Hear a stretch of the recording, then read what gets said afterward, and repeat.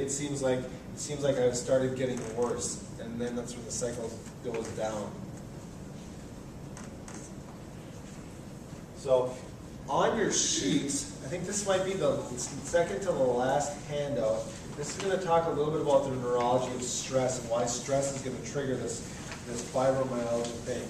So you should see a little piece of paper like this, probably the second to the last one. We're going to look at just the left-hand side of the right-hand side of the equation there. So at the bottom it talks about a bunch of different stresses, whether it's a physical stress, a mental stress, or a chemical stress. Our body perceives these different stresses exactly the same way. It's going to create that fight or flight response in our body. Does anybody remember that from science class way back in the day?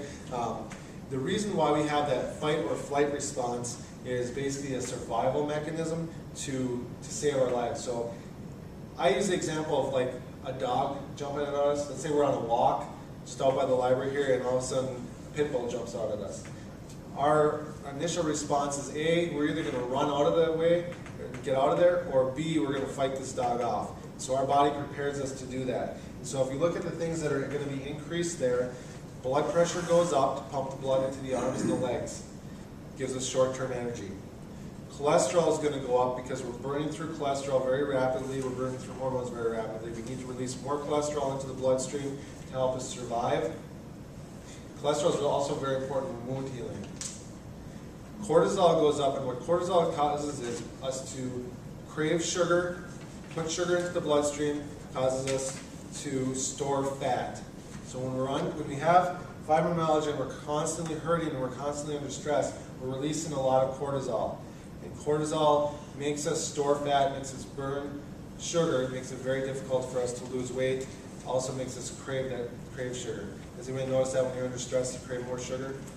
Cortisol, when it's putting sugar into the bloodstream, also makes it difficult to sleep at night. So when we're having trouble sleeping, we know that we have excess cortisol in our body. If kids get overtired, they have too much cortisol, it's almost like the kid is too tired to even fall asleep.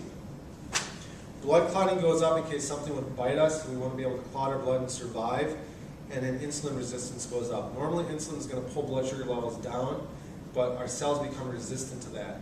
And the reason being so we can keep blood sugar levels high for short-term survival. So short-term, these things are going to be very important to help us survive, but if these things stay elevated for a long period of time because of chronic stress, we're going to start to sacrifice other things in our body. One of them is going to be bone and muscle strength, because we're more concerned about saving energy for fleeing the bad situation, not so much concerned with building strong muscles and building strong bones. Also, it's going to start to sacrifice memory. So I don't know if you've ever been under chronic stress. It's almost like you can't think clearly. Under chronic pain, you can't think clearly. That's what's happening in your body, is sacrificing blood from those areas, putting it into the arms and the legs so we can survive. You can see a few other things that go down. The immune system goes down as insulin levels rise. Immune function goes down. We also sacrifice digestive function. We're all concerned about just surviving the situation. And now what's going to happen is our body is going to become trained at looking at the stress. So if I'm outside and I'm practicing basketball all day long, I'm going to get better at shooting basketballs. If I'm under chronic stress all the time, my body's going to get better at feeling stress. And the reason being is because if you're walking through the jungle 100 or 200 years ago and tigers are jumping out at you, you start to look at where is the next tiger going to jump out at me. The body is trained to adapt and to learn. So the same thing happens when we're under chronic stress. We start to become more alert of where's the next stress coming from. Our senses become heightened.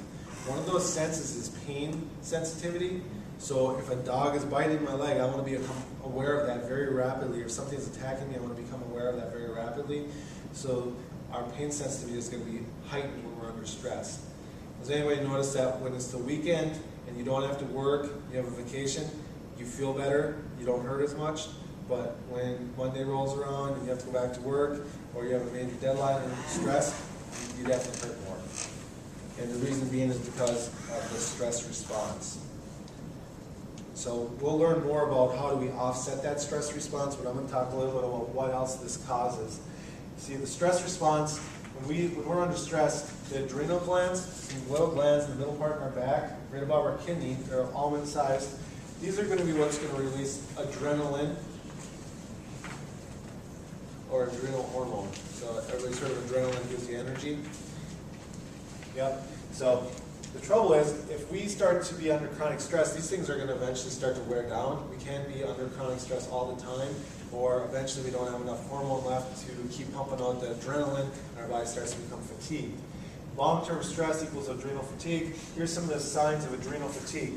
Slow healing from injury or illness, always tired, depressed, brain fog, poor concentration, poor digestion. Sounds really similar to a lot of things that a lot of people with fibromyalgia are feeling. Chronic pain is also on there. So to learn more about adrenal fatigue, one of the best authors on adrenal fatigue is this Dr. James Wilson. He has a lot of information on the internet.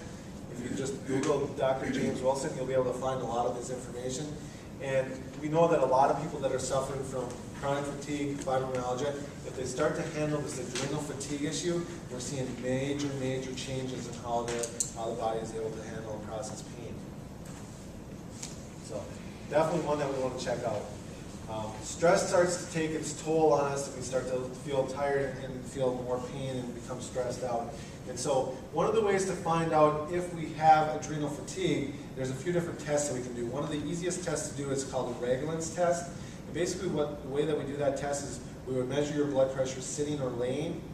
If you're sitting down, we take your blood pressure, then we have you stand up and we take your blood pressure again.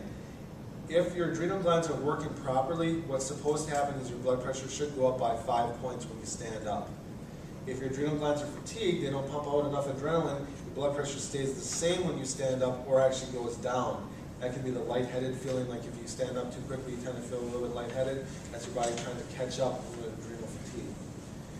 Another test we can do is if we go in a semi-darker environment, we can take a pen light and we kind of shine it by the pupil. The pupil should stay constricted for a full minute. If our adrenal glands are too fatigued, the pupil will want to start opening up and then contract, open up and contract, and we know that there's potentially a problem. There's also questionnaires, and you might be able to find one of these on Dr. James Wilson's website. Otherwise, I do have the questionnaires available in my office, and that's a good way to find out if we have adrenal fatigue is to fill out one of those questionnaires. So how do we offset that adrenal fatigue? A lot of it comes back to attitude, and if we can start our day off with a positive attitude, it's going to change how our mind and our body is going to start to function. And so we'll learn about that as we look at the healthy signals on the left-hand side of the equation to offset stress. But how many times do we wake up in the morning and we say, I already hurt, I don't want to get up, I'm tired, and we kind of it makes it a harder day, versus if we